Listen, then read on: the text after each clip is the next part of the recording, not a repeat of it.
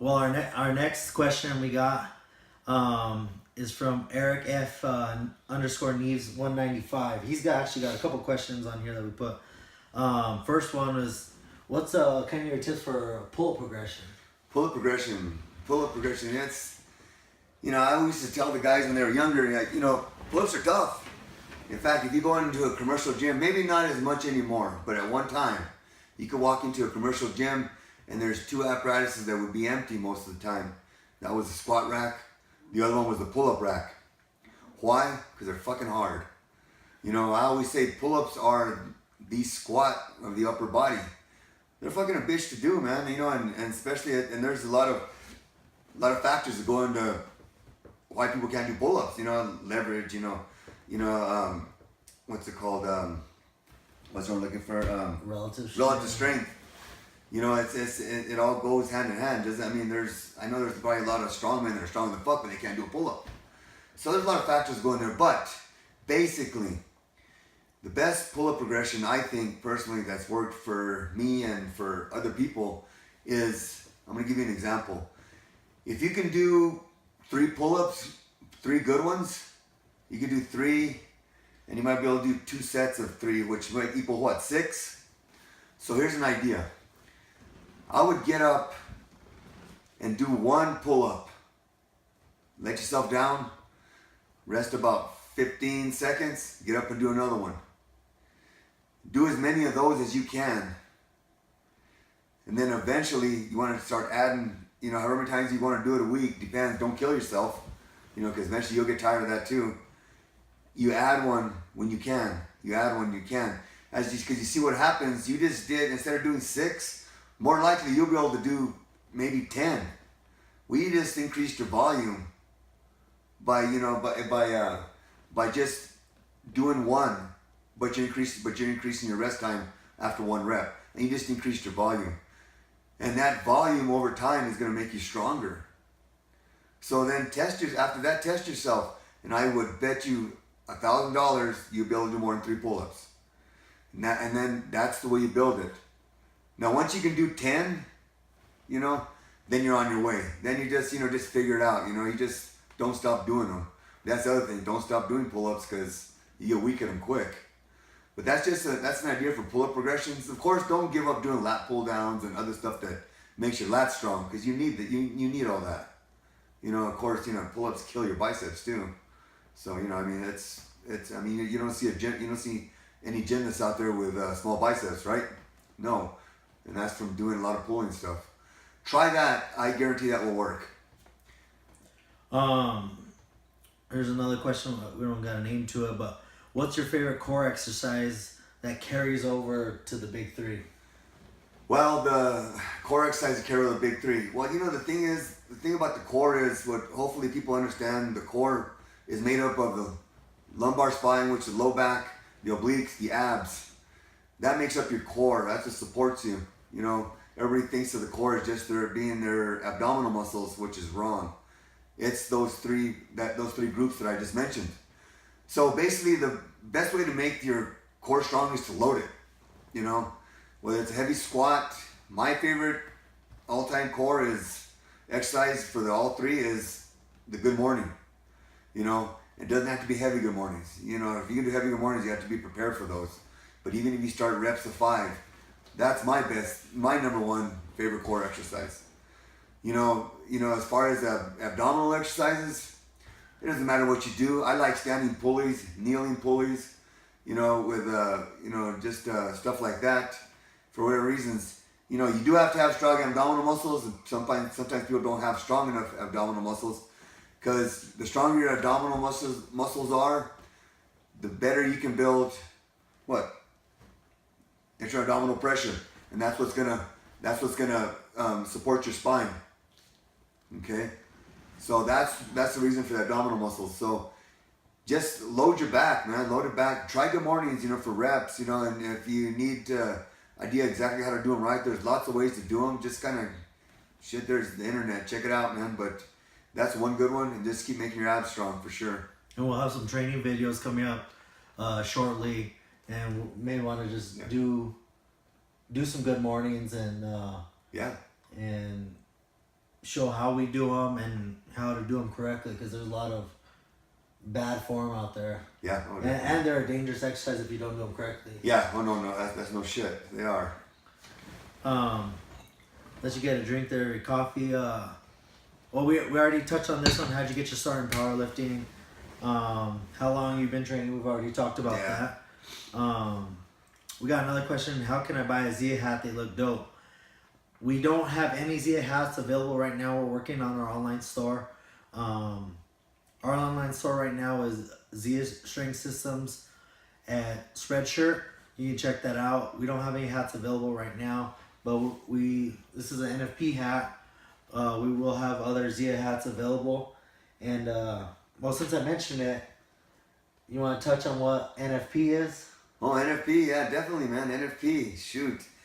Another story behind NFP, real quick. So, NFP, like I said, you know, we used to have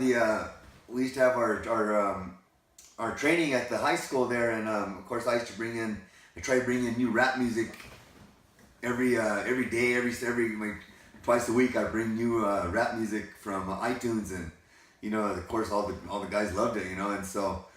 One day we were getting ready to start training, we were getting things set up, and I pulled my iPod out, and I actually gave it to Freddie U, and Freddie goes, hey, I go plug this in, Freddie. He goes, all right. He goes, hey, what playlist do you want? And I go, oh, the NFP one. He goes, NFP? He goes, what's that? And I go, not for pussies. He goes, yeah. He goes, all right. So that's basically what NFP means. The NFP's been with us forever, but when I say not for pussies, the reason I threw that out there was NFP, you know, not for pussies means anything that you want to be good at. Anything that you want to really be good at is not easy. And working hard at something is not for pussies. I don't care if it's graduating from college. I don't care if you're making baskets for flowers. If you want to be the best at it, it's fucking not easy. And shit, and that's not for pussies. And that's why I say don't quit. You know, I used to always, these guys were good at keeping my quotes all the time, and I used to forget them, but they never did. One thing I always used to say back then was, everybody's a pussy sometimes, just don't be one every day.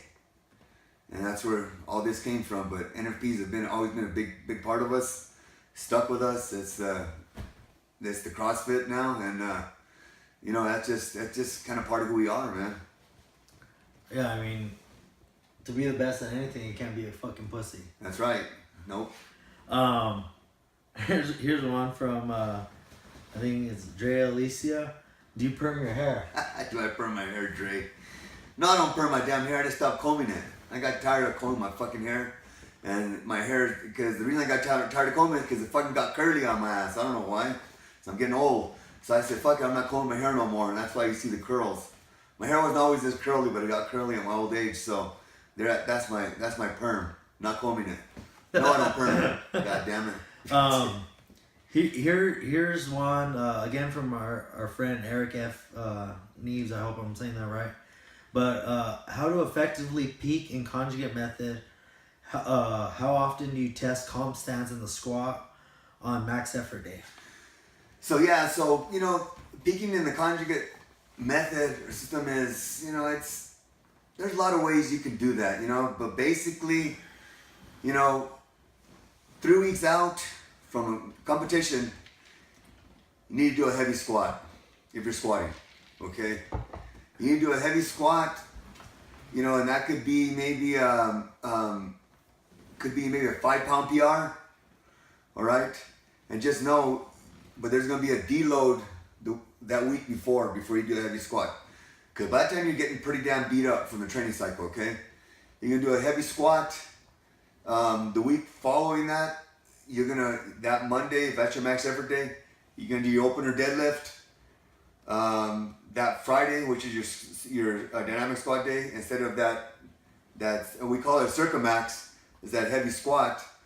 After that, you're gonna go down to like 80%. And no, this is an example of what you should be doing, okay? It's not written in stone exactly. But 3 weeks out, you should do something heavy.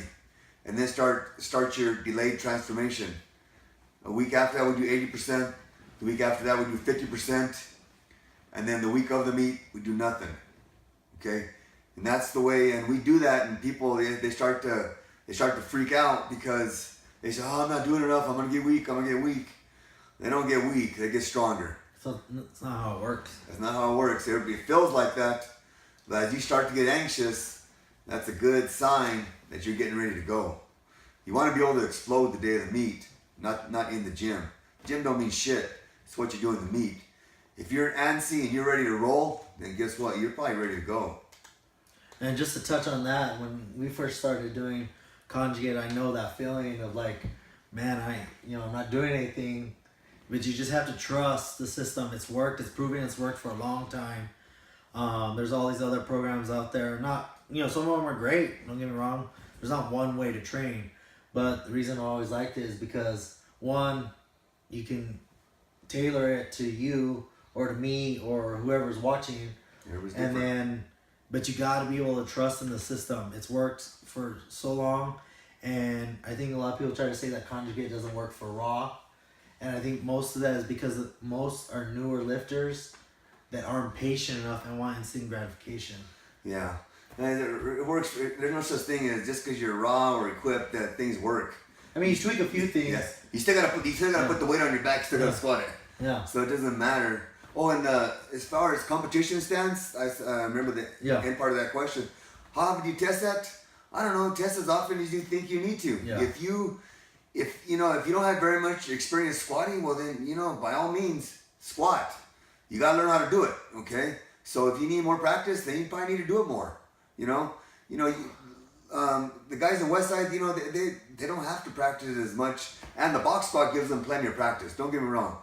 If you're doing a box squat wrong, it's not going to hurt your form. If you're a newer squatter, you might notice timing and stuff off a little bit. You might take a couple weeks to get ready to roll to that. Some people it takes more than others, but the more experience you have, the less it takes. So if you need more practice at squatting, and using wraps, for instance, things like that, use them. You gotta learn how to use them. Don't be expecting, I'm just gonna throw on wraps and only use them twice. Well, that don't work like that. Anything that you're not good at takes practice to get good at it. So you practice that competition stance as much as you think you need to. You could just use the same stance, change bars, whatever you think you need to do. You don't have to do it every week, but as much as you think you need to. If you need practice, do it. And I think that's one of the other knocks on Conjugate is that you don't get enough practice, and which I could see being true for newer lifters. I think that's why we always put newer lifters on like a 5-3-1 type program to get the practice, Yeah.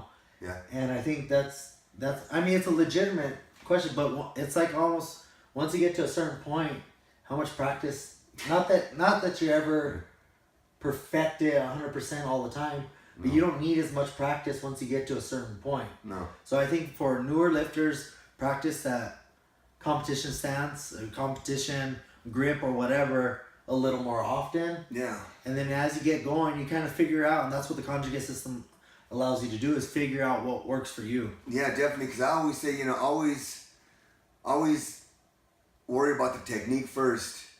Because if you can't maintain good technique or proper position, then from there you deal with, okay, why can't I? Then it could be the weakness, could be mobility, flexibility, it could be a lot of things. But always work technique first and then go from there. Cool. As we get going, we got one from Geneve. She says, "How can I make John Posen feel as special as you do?" Oh, that's not that easy, Geneva. Especially today on Valentine's Day. Oh yeah, that's right.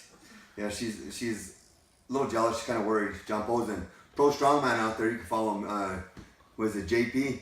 What's his? JP Strength, I believe. JP Strength, John Posen, pro strongman. Trains out of our gym. Geneve, he just likes me more. That's all. You're just jealous. T can do things that you can. I mean, that's right. It's just one of those things. I guess this kind of touch on a lot of people wanting to know kind of what happened with Simon and Garrett with Massthetics. They were in the gym for a couple years, and recently came out with a video. Some of it is true, some of it is way off, but you know, do you want to touch on that a little bit? Of course, I mean, Simon Garrett, it didn't work out. Everybody, it was a good video, except for the diaper stuff. I have to say that. You ain't paying for my kids' diapers. That diaper stuff didn't go over too good. Let's be real. Aside from that, the video was good. They said their stuff, and the thing is, everybody knows Simon Garrett planned to, anybody that knows him, they know they originally eventually planned to open a gym someday. They chose to leave the way they did. And, it is what it is. I'm not gonna stay a whole bunch on that. It's just, it didn't work out, towards the end. And, there was, there's some shit talking.